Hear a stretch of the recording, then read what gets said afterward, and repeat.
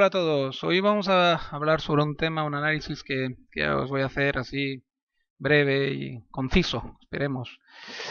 Sobre un ensayo que hizo Bachin, o sea, bueno, Miguel Bachin, que sería en español, que es un ruso que se dedicaba a muchísimas cosas. Os invito a leerlo en... De hecho, uy, tenemos aquí ambulancias en pleno directo. Bueno, bomberos. Era un ruso que se dedicaba, digamos, a hacer análisis de todo tipo. O sea, bueno, era prácticamente, digamos, un lingüista y muchas cosas más.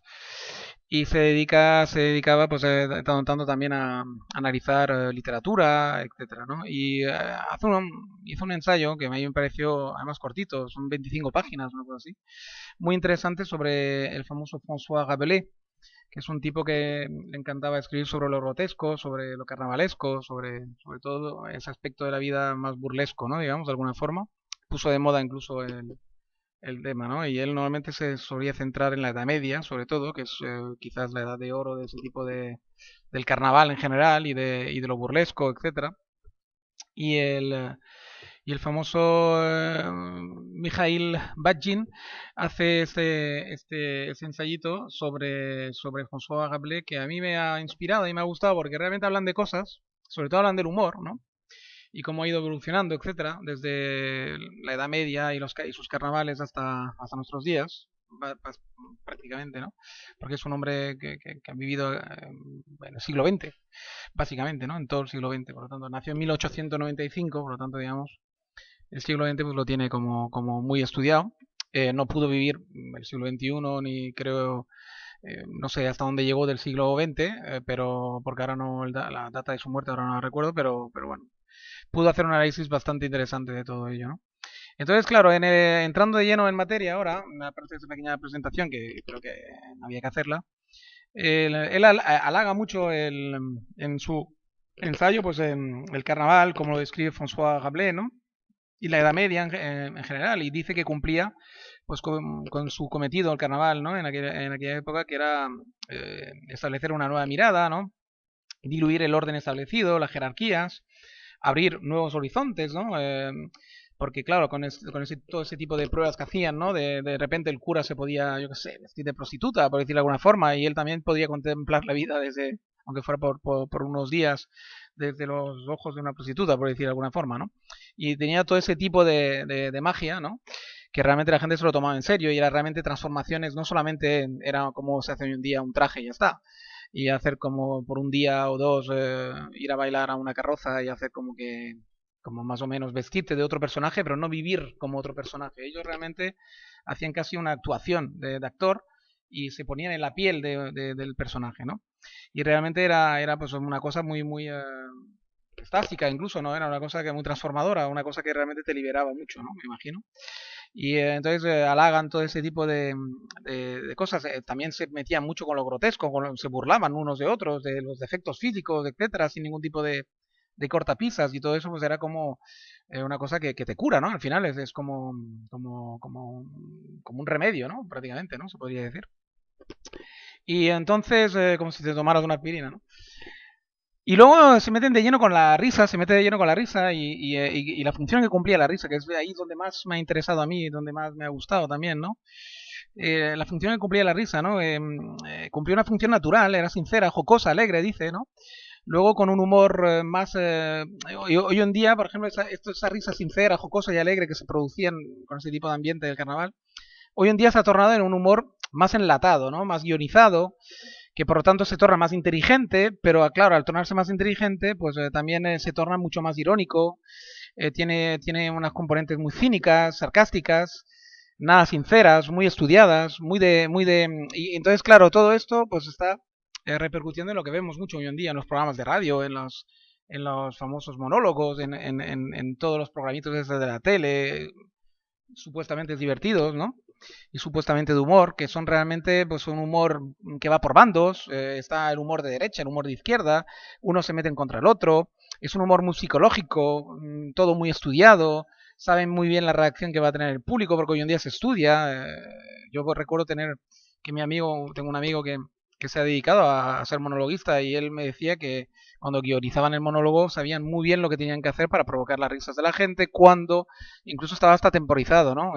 Sabían hasta los minutos que casi que duraría la risa, ¿no? O sea, es decir, que hay muy poco sitio para la improvisación y muy poco sitio para la genialidad. En realidad está todo como muy encuadrado, ¿no? Bueno, muy del tiempo que estamos viviendo hoy en día, ¿no? Todo está estudiadísimo, todo está encuadradísimo, todo está cada vez menos natural, cada vez menos sincero, ¿no?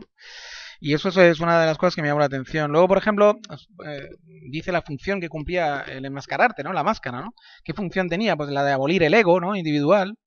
Cumplía sobre todo con esa función, y su ridículo, o sea, el ridículo esfuerzo del ego individual para dar coherencia e identificación digamos, a su individuo, ¿no? A su ser, ¿no? Porque al final el ego, ¿qué es lo que hace todo el rato, ¿no? Intentar darte una coherencia y a tu identidad, ¿no? Que tu identidad sea muy coherente, ¿no? Eso es lo que hace el ego individual, ¿no? Todo el rato luchando para esa coherencia, ¿no?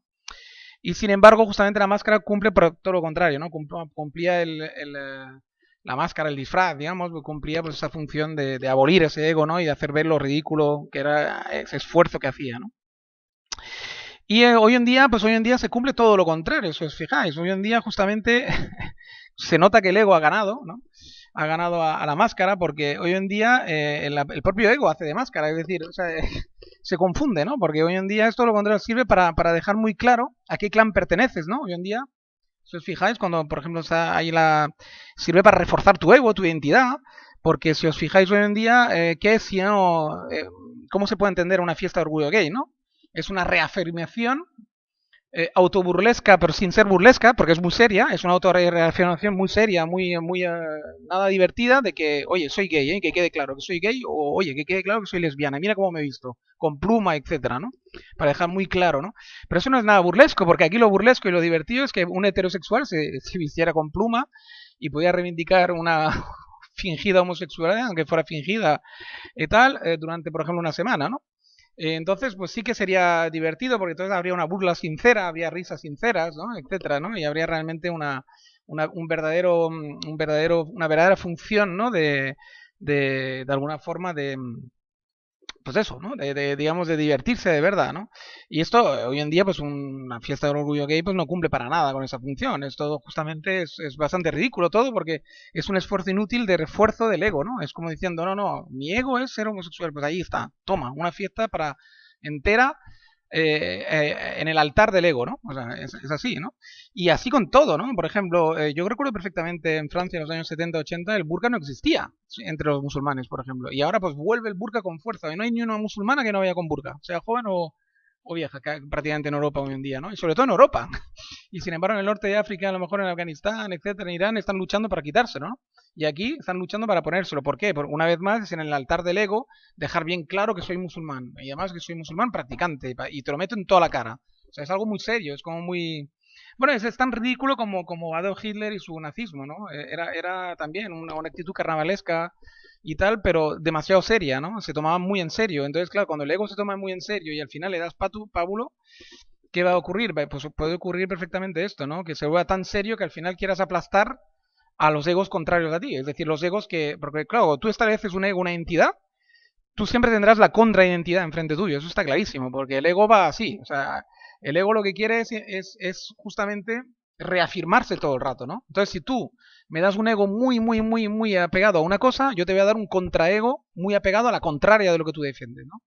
O sea, es así de claro, ¿no? Por lo tanto, digamos que realmente estamos viviendo pues unos tiempos muy tristes, ¿no? En ese aspecto muy ridículos y que pueden acabar muy mal, además. Y la gente no se da cuenta, es lo peor. La gente no se da cuenta de lo peligroso que es todo este juego digamos, de egos malentendidos. Cosas de grabar en directo. Bueno, el caso es que, digamos que eso, que puede volverse muy desagradable todo ese ambiente que estamos viviendo hoy en día, ¿no? Y entonces, claro, es tan así, de hecho, que si os fijáis, ya no hay risa. O sea, la risa solamente tiene dos funciones hoy en día.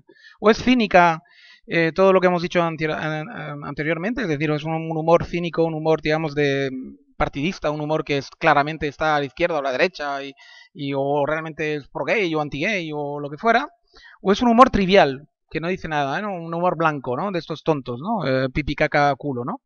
Un humor, digamos, así trivial, para pasarlo bien, pasar un buen rato y tal y cual, ¿no?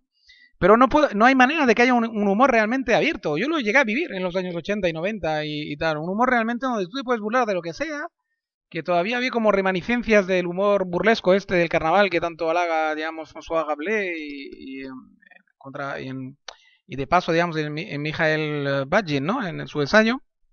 Una risa realmente sincera, ¿no? Una risa que esté totalmente desprovista de cualquier cinismo, de cualquier sarcasmo, etcétera, ¿no? Y no, hoy en día, si os fijáis, cada vez hay menos risas sinceras y más risas enlatadas y risas triviales o risas así de egos, de partidistas, ¿no? Es una pena, y donde se ve nota muchísimo y donde lo podéis ver con toda claridad y se ve con toda su crudeza es en que no hay risa sobre sexo hoy en día, no se puede, es un campo minado. O sea, si te metes en el territorio del sexo ya la pillas por todos lados. Es decir, pues si haces chistes de gays, bueno, lo has cagado. Si haces chistes de mujeres, cuidado. Si haces chistes de heterosexuales, bueno, espérate porque ya te connotan como fascista o como... Si haces chistes de tal, si haces chistes de cual, o sea, bueno, en fin. Quiero decir, heterosexuales te colocan como eso, como izquierdista o como tal, o pro gay o pro no sé qué. Si lo haces del contrario, pues lo contrario. Bueno, en fin. Es realmente un mundo de locos.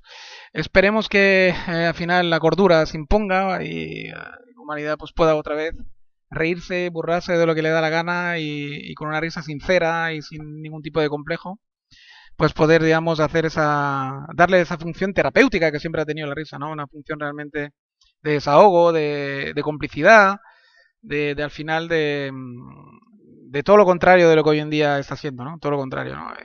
Siempre, la risa para mí siempre ha tenido una función. Yo tengo la suerte de que me he reído mucho a lo largo de mi vida, la verdad, y espero seguir riéndome, además, de forma sincera y sin ningún tipo de tabú ni complejos, y la verdad es que es maravilloso, ¿no? Te, te da te da muchísima vida, ¿no? O rellena la vida de mucha más vida, ¿no? Por decirlo de alguna forma, ¿no? Por lo tanto, es una pena que hoy en día, pues, la gente joven y tal se esté perdiendo esa oportunidad de poder reírse de forma sincera, desacomplejada, sin ningún tipo de cortapisas, ¿no? Sin mirar uy, a ver, cuidado, ¿de qué me voy a reír ahora? Uy, si me río de un chepudo ya, cuidado, porque entonces me van a tachar de que soy una persona que no tiene sensibilidad contra la gente que tiene, como dicen, pues que además hoy en día no se puede decir ya un tullido, sino que te matan, sino que tienes que decir un disminuido físico, ¿no? O que tenga una disfunción o no, ni siquiera. Me parece que tienes que decir algo así como una persona, una persona con facultades nuevas o con facultades, digamos, especiales o algo así, o no lo sé. Como todo es así hoy en día, no puedes suspender a un alumno, sino que tienes que decir que no es que lo has suspendido, sino que le has dado una oportunidad de sus capacidades, reafirmarlas de una forma diferente. No sé, es que es todo un lío hoy en día, la verdad, que yo no acepto, no, ni aceptaré nunca hablar de esa manera y seguiré hablando como he hablado toda la vida. Y los que de mi generación por lo menos nos entendemos. Los de la generación que vienen para abajo, pues no sé, si quieren seguir con ese jueguecito de identitarismo eh, radical y esa estupidez del hablar correcto, pues que sigan, ¿no? Lo único que hacen es amargarse la vida, os lo digo sinceramente, y os perdéis pues unas cuantas buenas risas sinceras, ¿no? Y no unas risas de estas de partidistas o unas risas de enlatada o las risas de estas típicas así blancas que no molestemos a nadie, ¿no? Bueno, en fin. Venga, un saludo a todos, hasta la próxima y nos vemos en breve. Venga, hasta luego, cuidaros, como digo siempre. Venga, chao, chao.